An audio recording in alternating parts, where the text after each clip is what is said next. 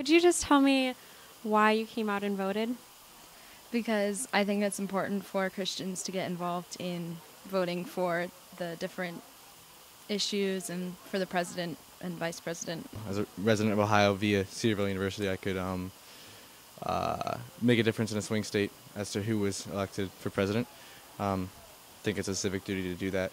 And recently, Forbes posted this morning, actually, that voting in Ohio, any voters in Ohio have a 1 in 5,800 chance of picking the next elected president, which I'd be curious to know how they arrived at the numbers, but it's Forbes is a pretty trustworthy source. Because it's a privilege to come and get to be allowed to vote.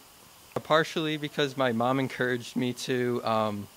It's a responsibility of mine, I believe.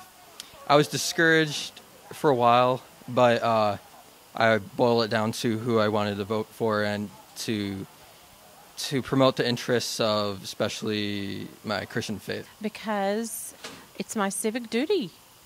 Yeah, as an American, I think this is one of the privileges that we have in this country, to have our voice and have it heard.